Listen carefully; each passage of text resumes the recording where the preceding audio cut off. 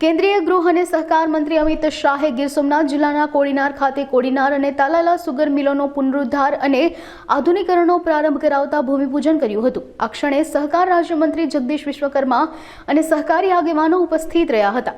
Indian potash limited આ વિસ્તારના ખેડૂતોને નવી શેરડીનું બિયારણ મળે, ઉત્પાદન વધે, ડ્રોન ટેકનિકથી ખાતરનો છંટકાવ થાય, નવા સાધનો મળે, ગેસનું ઉત્પાદન થાય વગેરે માટે પણ કાર્ય કરવાનું છે। આ બધાથી આ વિસ્તારના ખેડૂતોની સમૃદ્ધિ ચોક્કસ વધશે તેવો વિશ્વાસ કેન્દ્રીય મંત્રીએ વ્યક્ત કર્યો હતો। તાલાલા, કોડીનાર અને વલસાડ સુગર મિલો સાથે 10,000થી વધુ ખેડૂતો જોડાયેલા છે। સરકારના સહકારથી આ સુગર મિલો ફરીથી પુનર્જીવિત થઈ છે। ખાંડના ઉત્પાદન સાથે રૂપિયા 600 કરોડથી વધુની મૂડીના રોકાણ સાથે હરિત ઉર્જા સ્ત્રોત તેમજ જૈવિક ખાતર જેવું ઉત્પાદન પણ કરવામાં આવશે। પધારેલા હજારો ખેડૂત ભાઈઓ બહેનો, આપ સૌનું આ પ્રસંગે હું હાર્દિક સ્વાગત કરું છું। સને 2015-16 થી બિલેશ્વર ખાંડ ઉદ્યોગ બંધ હતી।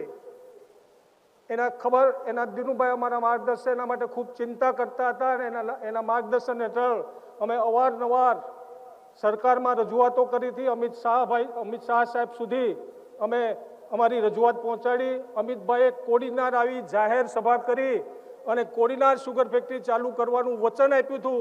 આજે વચન પાળ્યું છે અને આપણી વચ્ચે ઉપસ્થિત છે। ત્યારે નરેન્દ્રભાઈ મોદી સાહેબ અને અમિતભાઈ શાહ સાહેબનો કોડીનાર તાલુકાની જનતા વતી હાર્દિક આભાર માનું છું।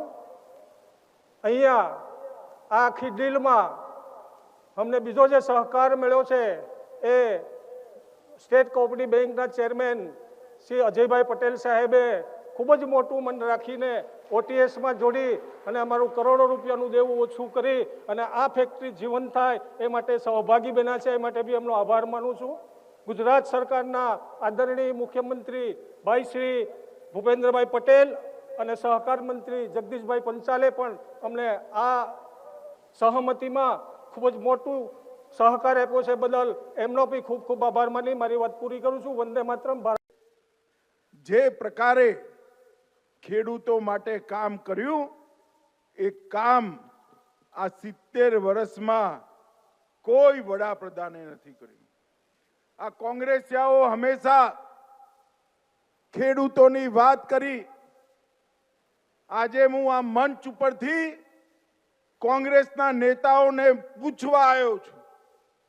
2013-14માં કોંગ્રેસની સરકાર હતી, મનમોહન સરકાર હતી। ખેડૂતો માટેનું બજેટ કેટલું હતું મિત્રો? ખાલી 22,000 કરોડ રૂપિયા। 22,000 કરોડ। આવડો મોટો વિશાળ દેશ, 60 કરોડથી વધુ વસ્તી ખેતી પર નિર્ભર અને એના માટેનું બજેટ 22,000 કરોડ રૂપિયા। નરેન્દ્ર મોદીજીની સરકાર બની 2013-14માં 22,000 કરોડ અને 23-24માં 1,37,000 કરોડ રૂપિયા બજેટ ખેડૂતો માટે કરવાનું કામ કર્યું। 6 ગણું બજેટ વધારવાનું કામ ભારતીય જનતા પાર્ટીની મોદી સરકારે કર્યું અને એના સાથે ખેડૂતોનું ધિરાણ જે 8.5 લાખ કરોડ હતું, આખા દેશના ખેડૂતોને 8.5 લાખ કરોડનું ધિરાણ આપવામાં આવતું હતું અને આજે ખેડૂતોનું ધિરાણ 8.5 લાખથી વધી 25,50,000 કરોડ રૂપિયા સુધી પહોંચાડવાનું કામ નરેન્દ્રભાઈએ કર્યું છે। આજ બતાવે છે કે કેટલું મોટું મદદ કૃષિ અને કિસાનને નરેન્દ્રભાઈએ કરી। પ્રતાપભાઈ ડોડિયા, ચેરમેન બિલેશ્વર ખાંડ ઉદ્યોગ। આજે કોડીનાર ખાતે કોડીનાર અને તાલાલા સુગર મિલના પુનરુદ્ધાર, આધુનિકરણ ના ભૂમિપૂજનના શુભ અવસરે અમિતભાઈ શાહ ઉપસ્થિત રહ્યા છે। આવનારા દિવસોમાં ઇન્ડિયન પોટાશ લિમિટેડના સહકારથી અહીંયા ખેડૂતો માટે ખૂબ જ મોટું કામ થવા જઈ રહ્યું છે। આધુનિક શેરડીની ખેતી ખૂબ જ સુગરની આડ પેદાશો એટલે કે ઇથેનોલ, કોજનરેશન, આવા બધા જ વ્યવસ્થાઓ એ થવાની છે અને કરોડો રૂપિયાના ખર્ચે અહીંયા ખેડૂતો માટે સુવિધાઓ ઉપલબ્ધ કરવાની છે. ત્યારે આજે અમિતભાઈ શાહ સાહેબે એક વચન આપીને ગયા હતા કોડીનારમાં કે હું આ સુગર ફેક્ટરી ચાલુ કરીશ, એને વચન પાળ્યું છે. આજે આવી અને આ અવસરના એવો સાક્ષી બન્યા છે. કોડીનાર અને ગીર સોમનાથના ખેડૂતો જીવંત પર્યંત અમિતભાઈ શાહ સાહેબ અને નરેન્દ્રભાઈ મોદીના ઋણી રહેશે. मैं PS Gehlot, managing director Indian potash limited, नई दिल्ली में बैठता हूँ।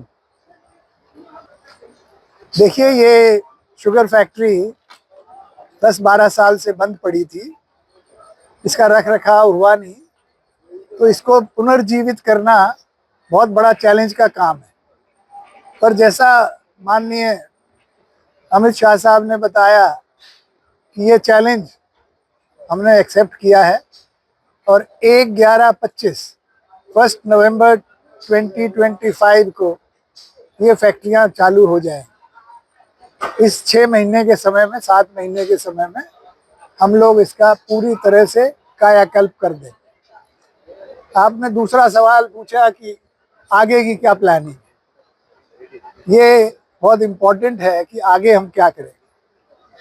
आज अकेले चीनी मिल चलाना बहुत ज़्यादा प्रॉफिटेबल नहीं है, तो हम यहाँ, जैसा हमारे अध्यक्ष ने भी कहा, 600 करोड़ रुपए का इन्वेस्टमेंट करेंगे इन प्लांट्स में।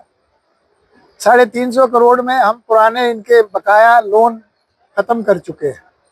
किसानों का जो बकाया था सब दे दिया, जिनको आशा भी नहीं थी 10 साल उनको मिल गया पैसा, जो पुराने एम्प्लॉय थे उनको पैसा में दे दिया हमने सब। तो इस इलाके में बहुत खुशी की लहर है।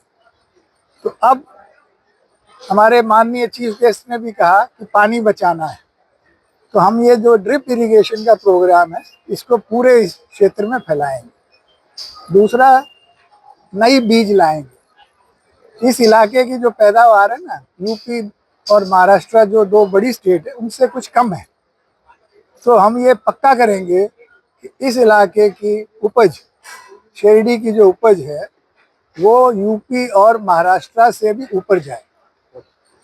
हम लोग खाद की कंपनी है, तो हम सही जानते हैं कि शेरडी को क्या चाहिए, कैसा फर्टिलाइज़र चाहिए, कितना पानी चाहिए, कैसे इसको रोग से बचाएं।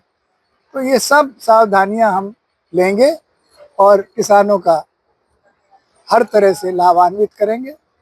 मिलों में हम डिस्टिलरी लगाएंगे, CBG लगाएंगे, ऑर्गेनिक फर्टिलाइजर जिसको फर्मेंटेड ऑर्गेनिक बोलते हैं वो बढ़ाएंगे।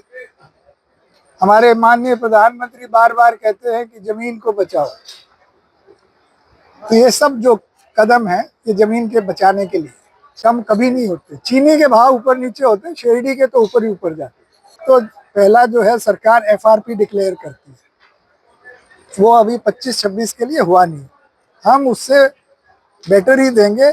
और सबसे बड़ी समस्या किसान की ये होती है उसे समय पर पैसा नहीं मिलता। ये हम आप लोगों को विश्वास दिलाते हैं, इस क्षेत्र के किसानों को विश्वास दिलाते हैं कि 10 दिन में पेमेंट पूरा हो जाए। आज यहाँ सिस्टम है कि पहले 20% देते हैं, फिर 30% देते हैं, फिर बाकी। हम 100% पेमेंट 10 से 15 दिन में करें।